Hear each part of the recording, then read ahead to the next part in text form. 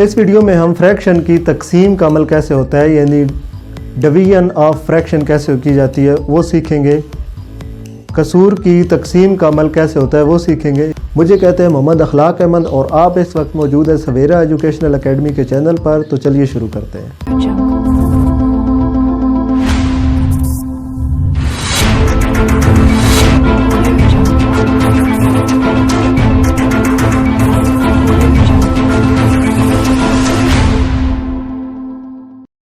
मिसाल के तौर पर अगर 4/6 को तकसीम करना हो 7/2 के साथ, तो जो दूसरी रकम है तकसीम के बाद की जो 7/2 है, इसमें न्यूमरेटर 7 है और डिनोमिनेटर 2 है। तो डिवीजन के सिंबल के बाद जब मल्टीप्लिकेशन का सिंबल लगाएंगे तो 7/2 की रकमें आपस में उलट जाएंगी, यानी कि जो बटा के ऊपर रकम है वो नीचे आ जाएगी और नीचे वाली ऊपर चली जाएगी। न्यूमरेटर को डिनोमिनेटर बना दिया जाएगा, डिनोमिनेटर को न्यूमरेटर बना दिया जाएगा। और फिर सादा फ्रैक्शन का मल्टीप्लिकेशन का मेथड लगाएंगे। न्यूमरेटर के साथ मल्टीप्लाई करेंगे और डिनोमिनेटर को डिनोमिनेटर के साथ मल्टीप्लाई करेंगे तो सवाल सॉल्व हो जाएगा। चले मज़ीद बोर्ड पर सीखते हैं कि फ्रैक्शन की डिवीजन का मेथड कैसे किया जाता है। फ्रैक्शन को, कसूर को या बट्टे के सवालों को आपस में तकसीम कैसे किया जाता है, अब हम वो सीखेंगे। 6/3 यानी 6/3 डिवाइडेड बाय तकसीमे 5/2 हो, तो इसको हल कैसे करेंगे। इसके लिए कोई इतना मुश्किल ये प्रोसेस नहीं है, कोई मेथड मुश्किल नहीं है। 6/3 को जब यहाँ पर तकसीम की जगह पे ज़रब लिखेंगे तो जो नसब नुमा है वो शुमार कुनिंदा बन जाएगा और जो शुमार कुनिंदा है वो नसब नुमा बन जाएगा, यानी कि ये दोनों रकमें आपस में उलट जाएंगी। जब ये डिवीजन की जगह पे हम मल्टीप्लिकेशन के सिंबल लगाएंगे तो ये 5/2 है तो 2/5 हो जाएगा। अब सिंपल प्रोसेस में मेथड में यहाँ पर इसको 6 को 2 के साथ मल्टीप्लाई कर देंगे और 3 को 5 के साथ मल्टीप्लाई कर देंगे, तो ये आएगा 12/15।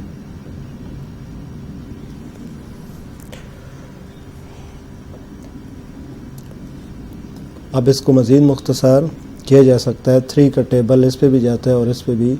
3 4 ज़ा 12, 3 5 ज़ा 15, आंसर आएगा 4/5।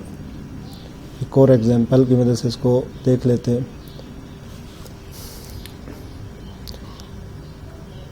4/7 डिवाइडेड बाय 3/4। अब 4/7 मल्टीप्लाई, तो अब ये रकमें उलट जाएंगी, तो ये यहाँ ऊपर लिखेंगे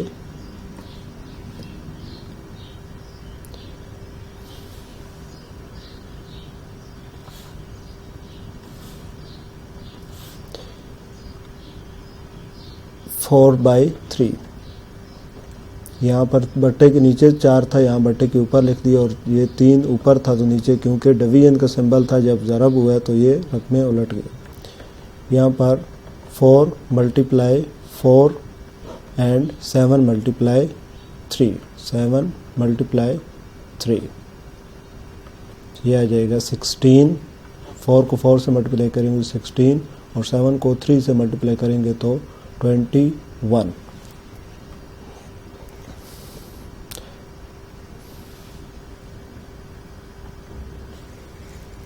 एक और एग्जांपल 4/5 डिवाइडेड बाय 3। अब आपने अगर गौर किया हो तो इसमें कुछ नहीं है, तो यहाँ पर असल में 1 लिखा हुआ है।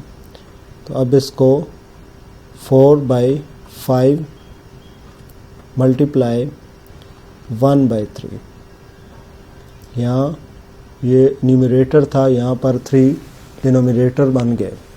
तो अब सिंपल तरीके में 4 को ज़रब कर देंगे 1 के साथ और 5 को मल्टीप्लाई करेंगे 3 के साथ, ये होगा 4 4 1 से 7 ज़रब होगा तो 4 और 5 3 के साथ ज़रब होगा तो 15, जो कि मुख्तसर तरीन फॉर्म में है। एक और एग्जांपल रियल लाइफ में कहाँ पर डिवीजन का और फ्रैक्शन का आपस में रिलेशन समझ आएगा कि कहाँ पर ये इस्तेमाल किया जाता है। एक उस्ताद के पास 12 फल थे, उसने फल का 3/4 हिस्सा हर बच्चे को दिया। बताइए कि जमात में कुल कितने तलबा थे। कुल फल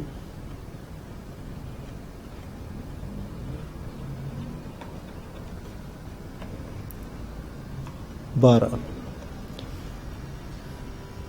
हर बच्चे को जितना हिस्सा मिला।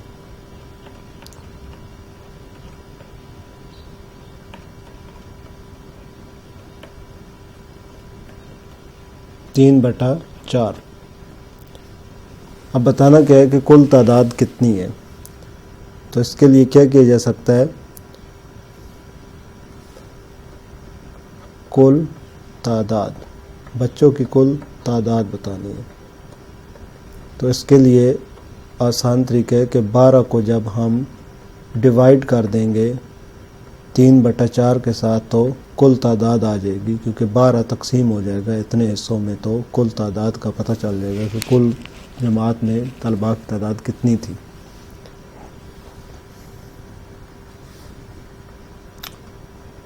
Twelve divided by 3/4, 12 multiply 4/3। जब डिवीजन की जगह मल्टीप्लिकेशन का सिंबल आया तो ये डिनोमिनेटर न्यूमरेटर बन गया और न्यूमरेटर डिनोमिनेटर बन गया। शुमार कुनिंदा को नसब नुमा बना दिया और नसब नुमा को शुमार कुनिंदा। अब 12 को मल्टीप्लाई करेंगे 4 के साथ, और यहाँ पर कुछ नहीं है तो आप समझें कि यहाँ पर 1 है, तो 1 को मल्टीप्लाई कर दें 3 के साथ। यहाँ पर आएगा 48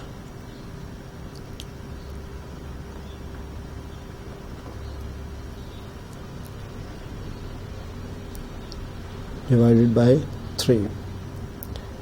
अब 3 का टेबल 48 पे कितने टाइम जाता है, 16 बार।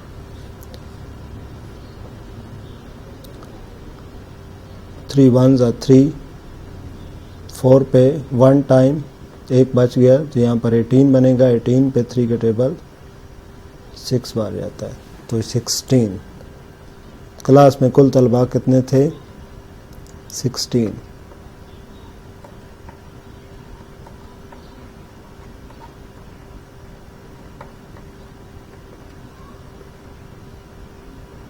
जो कि हमारा आंसर है।